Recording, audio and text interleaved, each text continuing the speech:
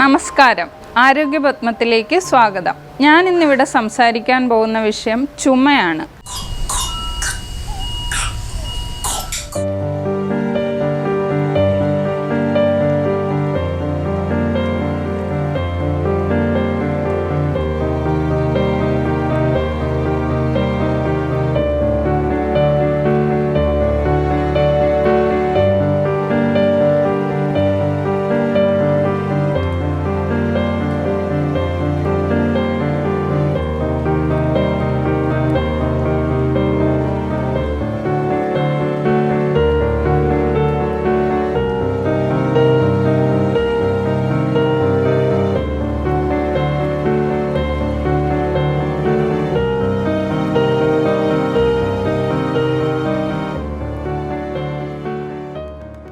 ചുമ മെയിനായിട്ട് ധാരാളം കാരണങ്ങളുണ്ട് ചുമയ്ക്ക്. എന്നാലും ഇന്നിപ്പോൾ ഏറ്റവും കൂടുതലായി കാണുന്നത് ഈ കോവിഡിന് ശേഷം വരുന്ന ചുമയാണ്.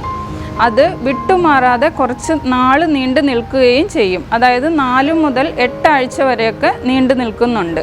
പ്രധാനമായിട്ടും ചുമ രണ്ടായിട്ടാണ് നമ്മൾ പറയുന്നത്. അതായത് ജലദോഷം, പനി, അതിൻ്റെ കൂടെ വരുന്ന ചുമ, അല്ലാതെ കാലങ്ങളായി നീണ്ടു നിൽക്കുന്ന ചുമ. അങ്ങനെ 2 തരത്തിലുള്ള ചുമയാണ് മെയിനായിട്ട് നമ്മൾ കാണുന്നത്. അതിൽ കാലങ്ങളായിട്ട് നീണ്ടു നിൽക്കുന്ന ചുമയാണെങ്കിൽ നമ്മൾ ഒരു ഡോക്ടറെ കണ്ടു തന്നെ മരുന്ന് വാങ്ങി അതിന് പ്രത്യേക ചികിത്സകൾ ചെയ്യേണ്ടതുണ്ട്.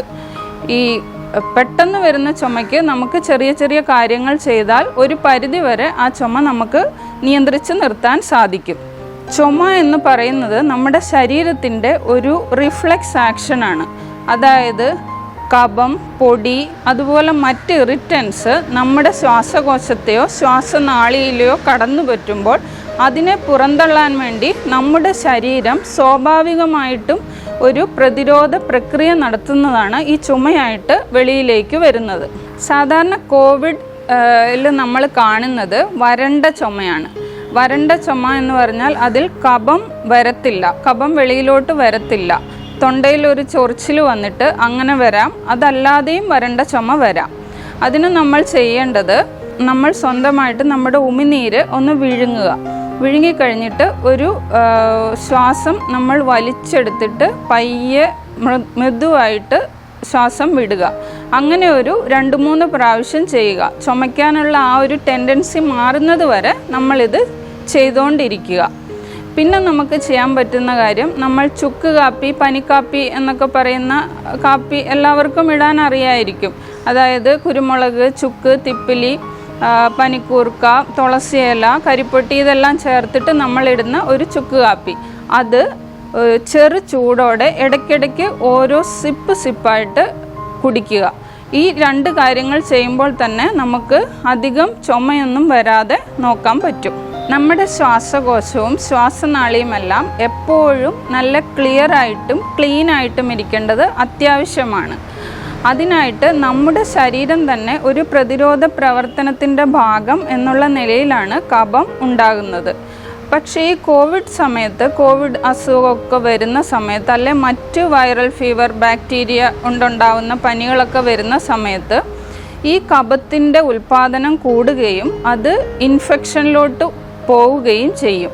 ഇങ്ങനെ അടിക്കടി വരുന്ന ഇൻഫെക്ഷൻ മൂലം ലങ്സിനും, അതായത് നമ്മുടെ ശ്വാസകോശത്തിന് ബലക്ഷയം സംഭവിക്കുകയും നമുക്ക് ധാരാളം അസുഖങ്ങൾ അതുവഴി ഉണ്ടാവുകയും ചെയ്യുന്നു. ഇങ്ങനെ ഈ ശ്വാസകോശത്തിൽ ഉണ്ടാകുന്ന സ്രവങ്ങളെ അതിനെ പുറന്തള്ളാൻ വേണ്ടിയിട്ട് നമ്മൾ ചില ജീവിതശൈലികളിൽ കുറച്ച് മാറ്റം വരുത്തി കുറച്ച് കാര്യങ്ങൾ ചെയ്യുകയാണെങ്കിൽ ഇതുപോലെ ഉണ്ടാവുന്ന കഫം നമ്മുടെ ശ്വാസകോശത്തിലോ ശ്വാസനാളിയിലോ നിൽക്കാതെ നമ്മുടെ ശരീരം തന്നെ അവ പുറന്തള്ളപ്പെടുകയും ചെയ്യും. അതിനായി ചെയ്യാൻ പറ്റുന്ന കുറച്ച് കാര്യങ്ങൾ ഞാനിപ്പോൾ പറഞ്ഞു തരാം. സ്വസ്ഥമായ ഒരു സ്ഥലത്ത് ഇരിക്കുക. ഇരിക്കുമ്പോൾ പ്രത്യേകം ശ്രദ്ധിക്കേണ്ടത് സ്ട്രെയിറ്റ് ആയിട്ട് ഇരിക്കുക.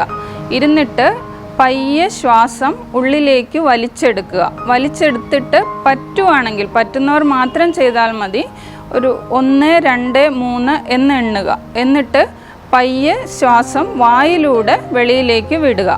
ഇങ്ങനെ ഒരു 3-4 പ്രാവശ്യം ചെയ്യുക. അങ്ങനെ ദിവസത്തിൽ എത്ര പ്രാവശ്യം വേണമെങ്കിലും നമുക്ക് ചെയ്യാൻ സാധിക്കും.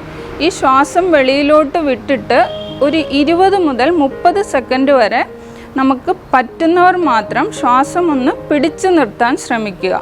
അത് കഴിഞ്ഞ് വീണ്ടും ഇത് തന്നെ ആവർത്തിക്കുക. ഇങ്ങനെ ഒരു ദിവസം പറ്റുമ്പോഴൊക്കെ ചെയ്യുകയാണെങ്കിൽ നമ്മുടെ ശ്വാസകോശത്തിൻ്റെ ആരോഗ്യം നല്ലതായിട്ട് നിൽക്കുകയും ചെയ്യും. നമുക്ക് ശ്വാസകോശ സംബന്ധമായ യാതൊരുവിധ അസുഖങ്ങളും നമ്മളെ ബാധിക്കത്തുമില്ല. പിന്നെ നമ്മൾ ശ്രദ്ധിക്കേണ്ട പ്രധാനപ്പെട്ട കാര്യം ധാരാളം വെള്ളം കുടിക്കുക, ആവി പിടിക്കുക. ആവി പിടിക്കുമ്പോൾ തിളപ്പിക്കുന്ന വെള്ളത്തിൽ കുറച്ച് തുളസി ഇല, കുറച്ച് ആടലോടകത്തിൻ്റെ ഇല, പനിക്കൂർക്ക ഇല, നൊച്ചിയില അതുപോലെ എന്തെങ്കിലുമൊക്കെ ഇട്ട് ആവി പിടിക്കുകയാണെങ്കിൽ നല്ലൊരു റിസൾട്ട് കിട്ടും. നന്നായി കഫം പോവുകയും ചെയ്യും.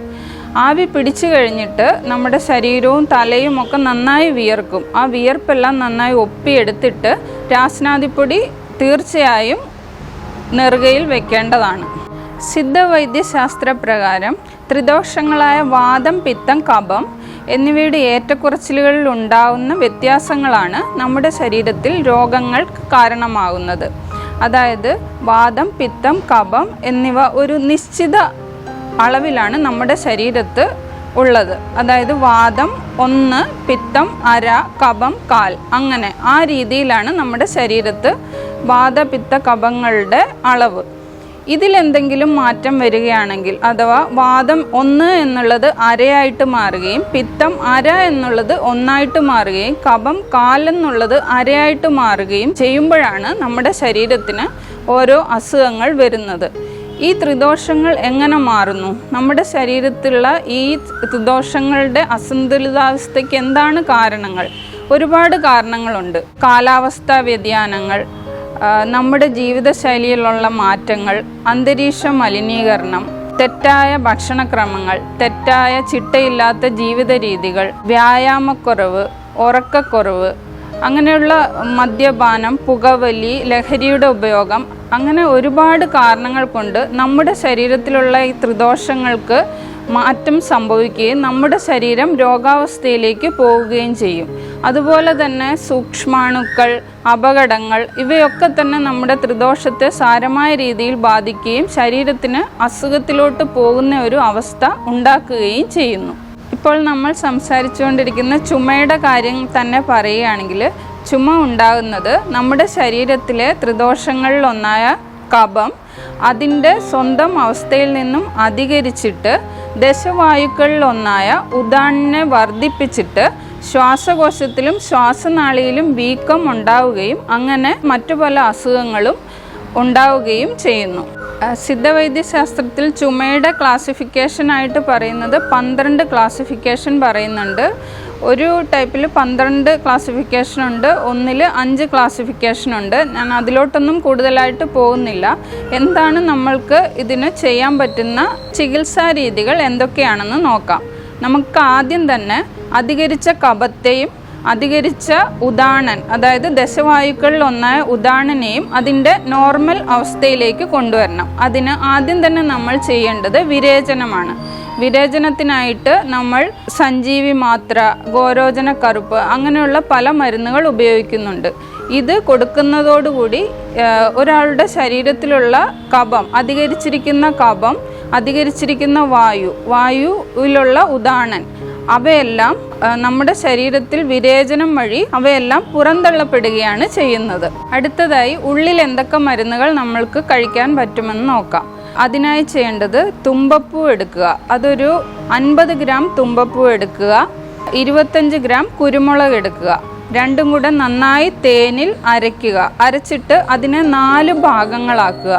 അതിൽ ഓരോ ഭാഗം വീതം രാവിലെയും രാത്രിയും അങ്ങനെ 2 ദിവസം കഴിക്കുമ്പോൾ സാധാരണ ചുമയാണെങ്കിൽ അത് പെട്ടെന്ന് തന്നെ മാറും. അഥവാ മാറിയില്ലെങ്കിൽ ഒരു 2 ദിവസം, അതായത് 4 ദിവസം കഴിക്കുകയാണെങ്കിൽ ചുമ തീർച്ചയായിട്ടും നല്ലപോലെ വ്യത്യാസം ഉണ്ടാവും. അതുപോലെ തന്നെ നമുക്ക് ചെയ്യാൻ പറ്റുന്ന മറ്റൊരു കാര്യമാണ് ആടലോടകം. ആടലോടകത്തിൻ്റെ ഇലയുടെ നീരെടുക്കുക. അതിൻ്റെ കൂടെ കുരുമുളക് പൊടിച്ച് ചേർക്കുക. കുറച്ച് തേനും കൂടെ ചേർത്ത് രാവിലെയും വൈകുന്നേരവും കഴിക്കുകയാണെങ്കിൽ ചുമയ്ക്ക് നല്ല ശമനം ഉണ്ടാവുന്നതാണ്.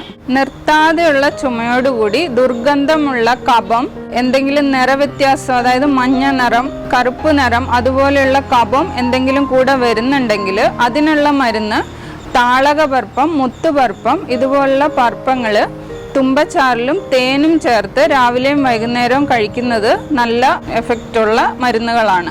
കൂടാതെ വസന്ത കുസുമാകാരം, മഹാവസന്ത കുസുമാകാരം, പൂർണ്ണചന്ദ്രോദയം തുടങ്ങി ധാരാളം നല്ല നല്ല മരുന്നുകൾ ചുമയ്ക്ക് നല്ല റിസൾട്ട് കിട്ടുന്നുണ്ട്.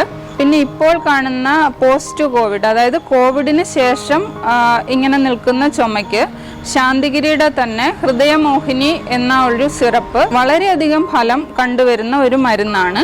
ഏറ്റവും പരമപ്രധാനമായ കാര്യം, ഇങ്ങനെ നീണ്ടു നിൽക്കുന്ന ചുമയാണെങ്കിൽ ഒരിക്കലും നിങ്ങളൊരു സ്വയചികിത്സയ്ക്ക് മുതിരാതെ എത്രയും പെട്ടെന്ന് തന്നെ ഏറ്റവും നല്ല ഒരു ഡോക്ടറുടെ വൈദ്യസഹായം നിങ്ങൾ തേടേണ്ടതാണ്. അതായത് നമ്മുടെ ശ്വാസകോശ സംബന്ധമായ ധാരാളം രോഗങ്ങൾ, ന്യൂമോണിയ, ക്ഷയം, COPD അതുപോലുള്ള പല അസുഖങ്ങളുടെയും ഒരു മുന്നറിയിപ്പായിട്ട് കൂടി ഈ ചുമ വരാം. അതുകൊണ്ട് തന്നെ ഇതുപോലെ നീണ്ടു നിൽക്കുന്ന ചുമയുള്ളവർ എത്രയും പെട്ടെന്ന് തന്നെ വൈദ്യസഹായം തേടേണ്ടതുണ്ട്.